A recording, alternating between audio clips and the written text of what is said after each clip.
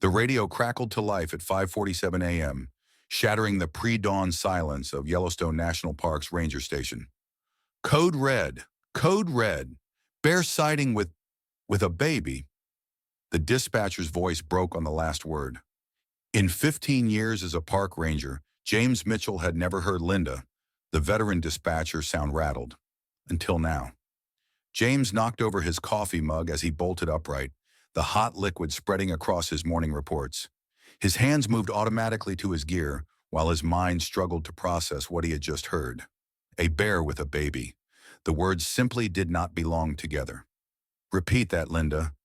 His voice was steady, masking the cold dread settling in his stomach. Multiple witnesses at Pine Creek Trail report seeing a large black bear carrying what appears to be an infant.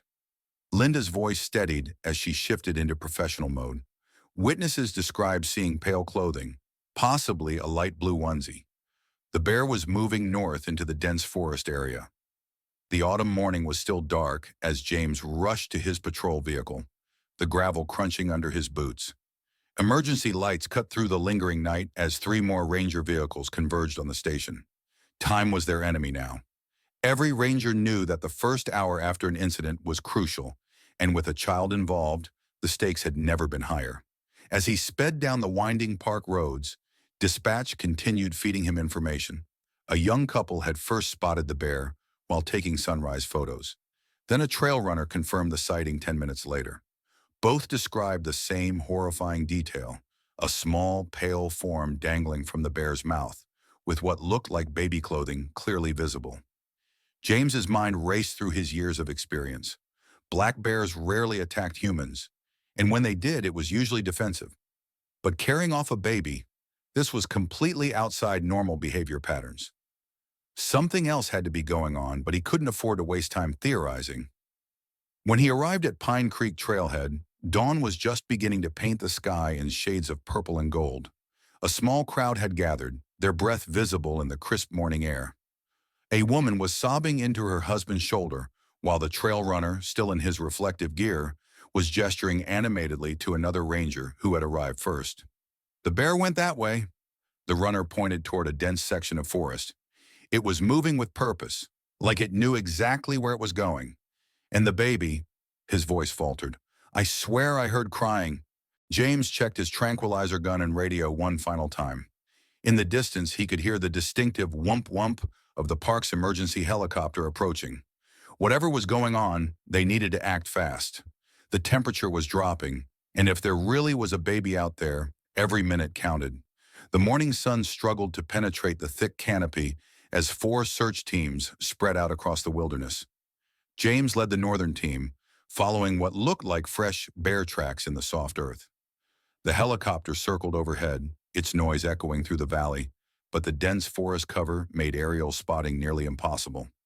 Got something here. Sarah's voice crackled over the radio from the eastern sector. James's heart raced as he changed direction. When he reached her position, she held up a small white blanket, decorated with tiny blue elephants. In the center was an embroidered name, Emma. The blanket was clean except for a small mud stain on one corner. No blood, no tears. James allowed himself a moment of hope. The bear tracks continued north, deeper into the wilderness. As the morning wore on, dark clouds began rolling in from the west. The temperature dropped steadily, and the wind picked up, carrying the scent of approaching rain. James checked his watch. 4 hours since the first sighting. If there really was a baby out there, hypothermia would become a serious risk once the rain started. Second item found. This time it was Rick from the Western team. A baby bottle, half full of formula, lay beside a fallen log. Like the blanket, it showed no signs of damage.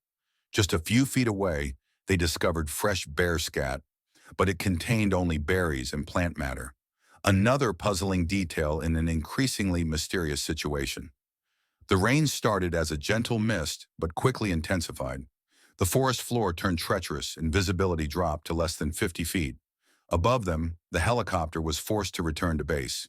James felt the weight of responsibility pressing down harder than the rain itself.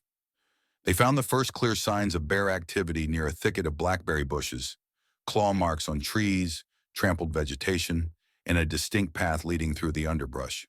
But something was off about these markings. They were old, possibly from weeks ago. The bear had been frequenting this area long before today's incident. "Mitchell, we have something strange here." The call came from Tom, a wildlife specialist who had joined the search. They converged on his location, where he pointed out a series of tracks in a muddy clearing. "Look at the bear's gait pattern. It is moving slowly, carefully. If it had attacked and was carrying prey, the tracks would show a very different pattern. This bear is being deliberate." The rain intensified further, and thunder rolled across the valley. They had covered nearly 4 miles of wilderness, but the bear's trail kept leading them deeper into increasingly rough terrain. The tracks now headed toward an area known for its complex cave systems. Sarah appeared at James's side, her rain gear dripping. "James, search and rescue says we have about 2 hours of daylight left once this storm passes. If we do not find them by then—" She did not need to finish the sentence. They all knew the survival rates for overnight exposure, especially for an infant. But there was something else nagging at James's mind. Every piece of evidence they found seemed to contradict what they knew about predatory bear behavior. The undamaged blanket, the careful tracks, the regular use of the area. James keyed his radio, his voice cutting through the sound of rain and thunder. "All teams converge on my location. We are heading into the cave system. Whatever is going on here, I believe we will find our answers there." As if in response, another rumble of thunder shook the forest, and somewhere in the distance, they heard what sounded like a bear's low grunt echoing off the rocks. While the search teams regrouped, Linda's voice came through on the radio with news that made James's blood run cold. 2 days ago, a young couple from Montana, Mark and Lisa Chen, had entered the park with their 6-month-old daughter, Emma. They had not been heard from since. The pieces started falling into place in James's mind. The embroidered name on the blanket. Emma, the fresh formula in the bottle. This was not a random incident. The baby they were tracking belonged to the Chen family. Park records showed the family had registered for a 2-day camping permit in the Pine Creek area. Their silver Honda Civic was still in the parking lot, covered in a thin layer of dust and pine needles. Inside, they found a carefully packed diaper bag, extra clothes, and a camera full of happy family photos taken just days ago. The camping spot registered to the Chens lay half a mile from where the bear had first been spotted. When the rangers reached the site, the scene told a story that made their hearts sink. A small tent lay crumpled and torn, its contents scattered across the clearing. Nearby, they found a backpack containing a wallet with Mark Chen's driver's license and a phone with a cracked screen. James picked up the phone, surprised to find it still had power. The last unsent text message made his throat tighten. "Beautiful spot for Emma's first camping trip. Lisa says I'm being overprotective with all the safety gear, but better safe than sorry." The campsite showed signs of a hasty departure. A camping stove lay on its side, a pot of half-prepared food spilled across the ground. A single hiking boot, belonging to a woman, lay near the tent entrance. But strangest of all was what they did not find. No blood. No signs of a violent struggle. No evidence of the kind of chaos typically left behind by a predatory bear attack. Sarah knelt by the fire pit, pushing aside wet ashes. "James, this fire has been out for at least 36 hours. She pointed to marks in the earth around the campsite. "And look at these tracks. Something caused them to leave in a hurry, but these prints, they were running toward the higher ground, not away from a bear." The revelation hit James like a physical blow. The Chens had not been attacked by the bear. They had been running from something else. But what had happened to the parents? And how did their baby daughter end up in the care of a black bear? Thunder boomed overhead as the rangers discovered one final, crucial detail. Beyond the campsite, where the ground rose sharply toward the mountain face, they found signs of disturbed earth and broken vegetation. A massive section of the slope showed evidence of recent movement. The late summer rains had made the ground unstable. "Ground team to base." James's voice was heavy as he reported in. "We have a possible landslide site, requesting immediate assistance from search and rescue. Possible casualties." The rain continued to fall as James stared up at the scarred mountainside. Somewhere above them, Through the storm and deepening shadows, a bear was caring for a baby that had survived whatever tragedy had befallen her parents. The question was no longer just about finding them, but understanding why the bear had chosen to protect, rather than harm, a helpless human child. The storm began to ease as the search teams regrouped at the base of the mountain. The late afternoon sun broke through the clouds, sending rays of golden light through the dripping forest canopy. Every minute that passed felt like an hour to James, knowing that somewhere in these woods a 6-month-old baby needed their help. The bear tracks led them toward a network of caves known to local rangers as the Granite Maze. The rocky terrain became increasingly treacherous, with loose shale sliding under their boots.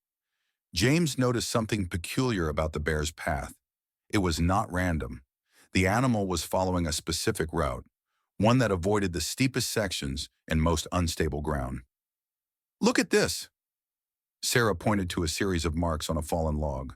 Fresh claw marks scored the wet wood, but beside them were older scratches, dozens of them. "This bear has been using this route for weeks, maybe months. It is like a highway." As they climbed higher, the signs of regular bear activity increased. They found areas where the ground had been cleared of sharp rocks, creating smooth pathways through the otherwise rough terrain. Berry bushes along the route had been carefully harvested, with none of the usual damage bears caused when feeding. This was not the behavior of a wild predator. This bear was displaying signs of intelligence and planning that made James question everything he knew about these animals. The discovery of a small cave entrance stopped the search team in their tracks. Fresh mud around the opening showed recent activity, and scattered nearby were more infant items. A tiny sock, a rattle, a pacifier still attached to its clip. All of them clean and undamaged. "Base to ground team," Linda's voice crackled over the radio. "Rescue team reports movement at the landslide site. They have found 2 bodies." James closed his eyes for a moment, letting the grief wash over him. But there was no time to mourn. A baby still needed them, and the mystery of the bear's behavior had only deepened. A low grunt echoed from somewhere above them. The bear was close. The team spread out, approaching with extreme caution. Their flashlight beams revealed a complex network of tunnels leading deeper into the mountain. The main passage showed signs of regular use, with smooth, worn rocks lining the path. Sarah's voice dropped to a whisper. "James, look at the walls." Her flashlight illuminated a series of scratch marks along the cave walls. But these were not random marks. They appeared at regular intervals, almost like trail markers. As they ventured deeper into the cave system, the air grew warmer, protected from the mountain storms. The passage opened into a larger cavern, and there they found something that stopped them in their tracks. The cave floor had been cleared of debris, and in one corner, they discovered what appeared to be a crude nest made of soft moss and dry leaves. Scattered around the nest were more signs of the bear's unusual behavior. Small piles of berries, carefully sorted by type. Fresh water dripping from the cave ceiling had been channeled into a natural stone basin. And there, half buried in the soft bedding, was a familiar blue blanket with tiny elephants. A shadow moved at the far end of the cavern. The bear was here, and they were about to discover why it had gone to such extraordinary lengths to create this safe haven. The truth would shake their understanding of wildlife behavior forever. Time seemed to stand still in the cavern as the bear emerged from the shadows. It was a female black bear, larger than average, her dark fur still damp from the rain. James raised his tranquilizer gun instinctively, but something made him hesitate. The bear was not showing any signs of aggression. Instead, she stood calmly, watching them with intelligent eyes that seemed to hold a depth of emotion none of them had ever seen in a wild animal. Then they heard it. A soft cooing sound echoed through the cave. Behind the bear, wrapped snugly in what looked like a carefully arranged nest of soft moss and leaves, lay baby Emma. She was alive, warm, and remarkably, she was smiling. "My God," Sarah whispered, her flashlight beam revealing an extraordinary scene. The bear had created a protected space that defied everything they knew about wild animal behavior. The nest was lined with dry leaves and soft grass, carefully woven together. Nearby, fresh berries were arranged in small piles, and clean water trickled into a natural stone basin. More surprising was Emma's condition. Despite spending nearly 2 days in the care of a wild bear, she was clean, unharmed, and appeared well cared for. Her onesie, though slightly damp, was intact. When she saw the rangers, she reached out with tiny hands, but showed no fear of the massive creature that had been her guardian. The bear's behavior was even more astonishing. She moved slightly to the side as if inviting them to check on the child, while maintaining a protective stance. Her eyes never left Emma, and a soft rumble, almost like a purr, emanated from her throat. James slowly lowered his tranquilizer gun, recognition dawning in his eyes. He had seen this behavior before, but never from a wild bear toward a human child. This was maternal behavior. The bear was not treating Emma as prey, but as something to be protected and nurtured. Sarah's trained eye caught something else. She pointed her flashlight toward a small alcove in the cave wall. There, partially hidden in the shadows, lay the answer to their questions. A small pile of twigs and leaves, carefully arranged in what was clearly another nest, now empty. Beside it, barely visible, were the tiny bones that told a heartbreaking story. "She lost her cubs," James said softly, his voice thick with emotion. "Probably during the same storm that caused the landslide. Mountain lions have been active in this area." The pieces of the puzzle finally fit together. The bear, driven by maternal instinct and recent loss, had found baby Emma in the aftermath of the tragedy that claimed her parents. As if confirming their realization, the bear gently nudged Emma with her snout, eliciting a happy gurgle from the infant. The massive creature, capable of crushing bones with a single bite, was using the same delicate touch a mother would use to check on her child. The rangers watched in awe as Emma reached up and patted the bear's nose, completely unafraid. The bear responded by lying down beside the nest, maintaining her protective vigil, even as she seemed to understand that these humans were here to help. James felt tears rolling down his cheeks, understanding the depth of what they were witnessing. In the face of unimaginable loss, two mothers, one human and one bear, had their worlds torn apart by the same storm. Through some miracle of nature, the bear's maternal instinct had transferred to this orphaned human child, creating a bond that had saved Emma's life. As the rescue team carefully planned their next steps, the full story of Emma's survival began to emerge. The search and rescue team working at the landslide site had recovered Mark and Lisa Chen's phones. Though damaged by water and impact, one of them still held the vital clues that would explain everything. A series of photos and a final video message told a heartbreaking tale. The family had been enjoying their camping trip when sudden heavy rains triggered warnings of potential landslides. In their last photos, Mark and Lisa were seen hurriedly packing their campsite as the mountain began to groan above them. The final video, recorded by Lisa with shaking hands, revealed their last moments. "If anyone finds this, our baby Emma is in the blue carrier. We can hear the mountain breaking apart. We are trying to reach higher ground, but..." The video showed them running, the sound of earth and trees moving behind them. Lisa's voice broke as she spoke her final words. "Please find our Emma. Please keep her safe." The landslide had swept through moments later. By some miracle, Emma's carrier had been thrown clear of the devastating flow of earth and rocks. The bear, who had lost her own cubs just days before to a mountain lion attack, had found the crying infant among the debris. Sarah discovered more evidence of the bear's extraordinary care. The cave floor showed signs of repeated cleaning, with old bedding material carefully pushed to one side and replaced with fresh moss and leaves. Scattered around were small, smooth stones that appeared to have been carried from the stream below, possibly used to help cool the cave during the warmest parts of the day. The most remarkable discovery came when they found Lisa's backpack wedged in some rocks near the cave entrance. Inside was Emma's formula and bottles. The bear had not only rescued Emma, but had somehow recognized the importance of these items and brought them along. The bottles showed signs of being carefully carried, with no tooth marks or damage. James watched as the medical team prepared to move Emma. The bear remained calm but alert, her eyes following every movement. When a paramedic reached for Emma, the bear made a soft, grunting sound, not threatening, but almost like she was giving permission while making it clear she was still watching over her charge. Emma's vital signs were surprisingly strong. Despite her ordeal, she was well hydrated and her temperature was normal, protected from the elements by both the cave's natural insulation and the bear's warm fur. The doctors were amazed at how a wild animal had managed to keep a human infant alive and healthy for nearly 2 days. The park's wildlife experts were equally stunned. They had never documented a case of cross-species adoption this extreme, particularly involving a predator and human infant. The bear's behavior went beyond basic maternal instinct. She had shown problem-solving skills and an understanding of a baby's needs that challenged everything they thought they knew about animal intelligence. As they prepared for Emma's departure, James noticed something that brought fresh tears to his eyes. The bear had begun to softly whimper, a sound he had only heard before from mother bears calling to their cubs. She understood they were taking Emma away, and she was mourning another loss. The rescue operation required the most delicate handling James had ever overseen in his career. They couldn't simply take Emma and leave. The bear had earned more respect than that.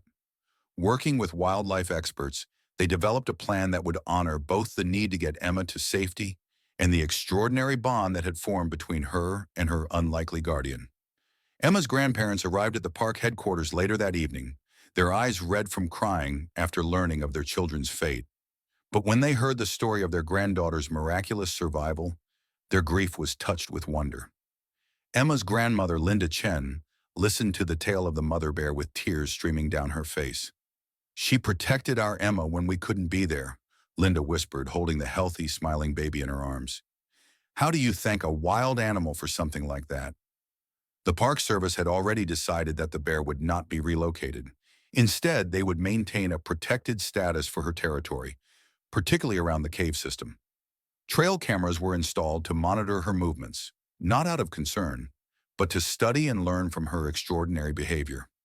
In the days that followed, the story of Emma's survival touched hearts around the world. Wildlife experts arrived from different countries to study the case, amazed by the bear's displays of intelligence and maternal care. The documentation of her careful nest building, food gathering, and protective behavior would revolutionize how scientists understood animal cognition and emotional capacity. 1 month after the rescue, James returned to the cave with Sarah. The bear was still there, now focusing her attention on preparing for winter. When she saw them, she approached calmly, showing none of the defensive behavior typical of wild bears. She seemed to remember them. James had brought something with him. With the grandparents' permission, he placed a small package near the cave entrance. Inside was one of Emma's baby blankets, carrying her scent. The bear approached it carefully, sniffed it, and then gently carried it back to her den. From that day forward, the rangers would occasionally find small gifts of fruit or honey left at the cave entrance by visitors who had heard the story, offerings of gratitude to the bear, who had shown them that love knows no boundaries. Emma's grandparents kept their promise to make sure she would know her unique story. As she grew older, they would bring her to a special viewing area near the park ranger station. Though they maintained a safe distance, the bear would often appear as if she somehow knew when Emma was visiting. The rangers swore they could see recognition in the bear's eyes whenever the little girl was present. Years later, the site would become known as Emma's Point, marked with a plaque that told the story of a tragedy transformed by the purest form of love, one that crossed the boundaries between species. It reminded visitors that, in our darkest moments, hope can come from the most unexpected sources, and that a mother's love, whether human or animal, knows no bounds. James would eventually retire from his ranger position, but he never forgot that rainy day when he discovered something extraordinary about the capacity for love and compassion in the natural world. The bear continued to thrive in her territory, and though she never had cubs again, she had earned her place in history as the mother who reminded humanity that love, in its purest form, transcends all barriers. As for Emma, she grew up with a unique perspective on life and nature. Her story inspired a new generation of wildlife conservationists and researchers, all seeking to better understand the complex emotional lives of animals. The Miracle in the Mountains of Yellowstone became more than just a tale of survival. It became a testament to the boundless capacity for love that exists in all of nature's creatures, waiting to be discovered in the most unexpected moments of our lives. Want to discover more extraordinary tales of survival and unexpected bonds from the wild? Join our community where we share weekly stories that will touch your heart and change how you see the natural world. Subscribe now and receive our free collection of the most remarkable animal rescue stories ever documented. Subscribe for more heartwarming stories